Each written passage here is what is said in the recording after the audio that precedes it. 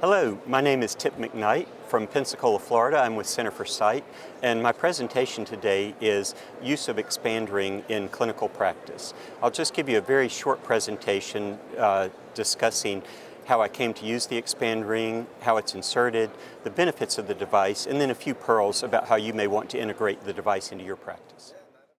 I want to talk about three things. First, we'll talk about the basic insertion technique, and then I'll talk about where I specifically find the expand ring helpful, and then finally just a few little tips or pearls. So the injection technique is to install the initial foot at the distal iris, and when I first started with the ring, the key thing to learn was not like our intraocular lens injecting from the incision site, but actually inserting the injector almost to the center of the pupil to more carefully and precisely place the foot plate. Then the next step is just placing the lateral feet, and I've found that sometimes it comes out such that both feet will seat simultaneously and effortlessly. If not, usually one will want to go in the right place, and so I'll just tilt my wrist to get the first one in and then tilt the other way to get the second one in. And then the next step is simply, as you can see there, to drop the trailing foot right on the iris surface, and a great instrument, the Williamson manipulator, or very similar to a Coughlin hook but a little bit smaller and a little bit more polished, to just drop the final foot behind the iris, and then you can see it centers beautifully. That's one of the nicest things about the ring, is that it centers so perfectly. And we obviously want the phaco and the IA tip to go directly through over the proximal foot plate. If it's not that way, the Williamson ring will very easily allow you to rotate a few degrees to get it just right. And then when it comes time to remove the ring, what we do is simply reverse the process. Just take the proximal foot plate, lay it on the surface of the iris, and then remove the lateral and both lateral feet, and then simply grasp the ring on the surface of the iris and bring it back through the wound. So I just thought I would review the different times when I find the ring particularly helpful. First is floppy iris syndrome. It's also really helpful in small pupils in our premium IOL patients, diabetic patients, patients with posterior synechia, those on anticoagulants or antiplatelet agents, those with iris neovascularization, of course pseudoexfoliation patients, and people who tend to have a tight lid anatomy. So first, with the floppy iris, the 8 points of fixation are especially helpful with the floppy iris patients, because many times I'll encounter a patient where you look pre-op and you think the pupil will dilate adequately, but as you get in there, it's like a little hurricane like we experience on the Gulf Coast, and the iris is really whipping around and can try to come out the incision. So the expand ring with the 8-point fixation really holds it nicely in place. The couple of other tips are that I'll typically make the incision a little further anterior with the IFUS patients, and then also the tunnel not quite so long, because if there's a long tunnel and you're really anterior, then you can get some dimpling of the cornea during the case. Another category that's really helpful is in the small pupil premium IOL patients. These patients obviously expect perfection, and rightfully so. So what I've found is that you really need to preserve the pristine corneal surface in these patients for a couple of reasons. One, so that their healing will be much better. They want to see 20/20 the first day post-op. They want to go home that night and rest and not have any discomfort. And for intraoperative aberrometry, you really need a great corneal surface to get just the perfect intraoperative aberrometry with the Aura or whatever system it is you're using. And we've encountered patients where you're not using the ring, and sometimes it's a little bit small. You don't get quite as accurate aberrometry, or you have a bit of trouble aligning your toric IOL, or if the pupil comes down during your toric IOL case, and you can't get a reading with your aberrometer, then you also can't see any marks you may have placed for alignment. So the expand ring, if we just use it straight out of the gate, then it really just expedites your case and makes it flow smoothly. The other thing is the family, if they're watching on a monitor in another room, it's kind of the biggest wow effect you see. The family loves watching the expand ring go in and out, and it's much more elegant than fighting a small pupil the whole case, and especially compared to the iris hooks, that those do not present well to the family on video. The iris hooks tend to cause a little psychological discomfort. The other thing is with the expand ring, I've found that the pupil will return almost always to a very natural configuration post-operatively, where unless you really, really look carefully, sometimes even on day one you cannot see where the expand ring was in contact with the iris. And it may not seem like much, but if patients have these premium IOLs, they need some reactivity of their pupil for reading vision. It can be really helpful.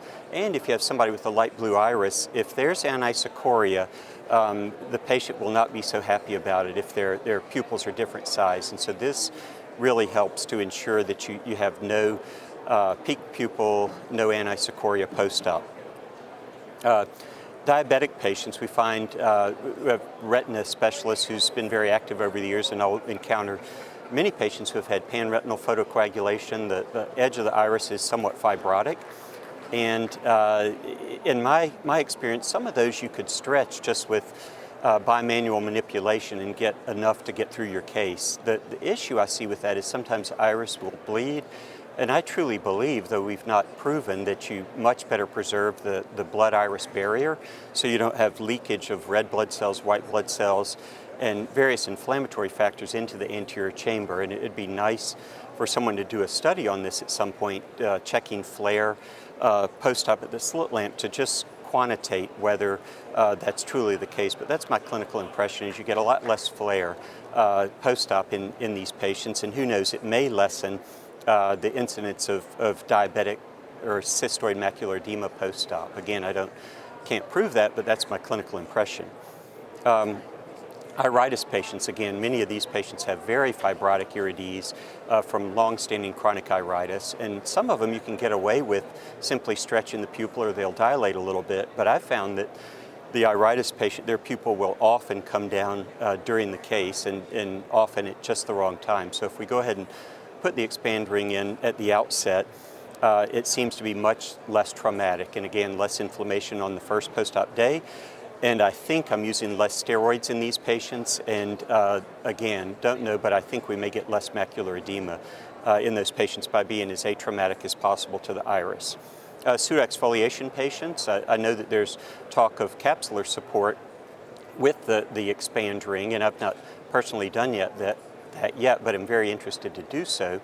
I do find it very useful in pseudoexfoliation patients because it lets me get the full 6.7 millimeter dilation, and then you can better inspect. I'll even use the Williamson hook and push on, before I make my capsular excess, push on the edge of the lens and just look, and you can really see how much is it wobbling, what are the zonules like, and then kind of get in advance an idea of if you're going to use a capsular tension ring in some of these patients, so that the tech can go ahead and have your capsular tension ring preloaded.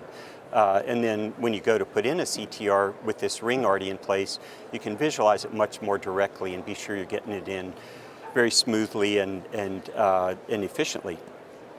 Anticoagulants, antiplatelets, iris neovascularization.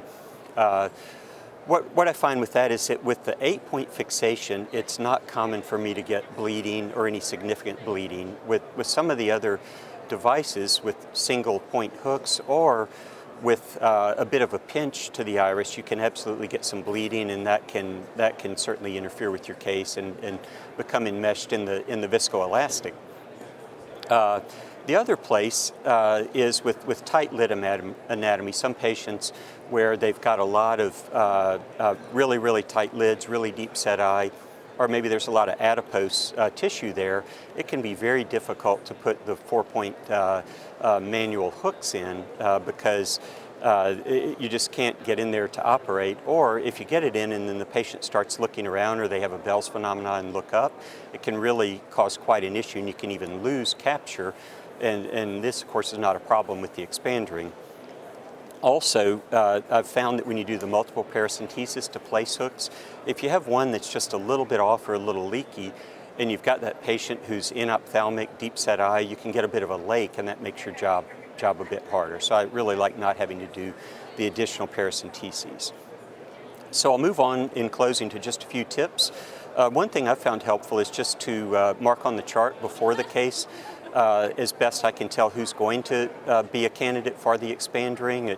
That way the tech has everything prepared, and we've gotten away from overutilization of drops. Sometimes in the past the nurses would say, I've put in 6 sets of drops, do you want me to do another one? And then of course that patient's going to be very uncomfortable when they get home, and the corneal epithelium has really been traumatized, and have even seen some cases where you're starting to get a little opacity on the epithelium, which can make your aberrometry difficult.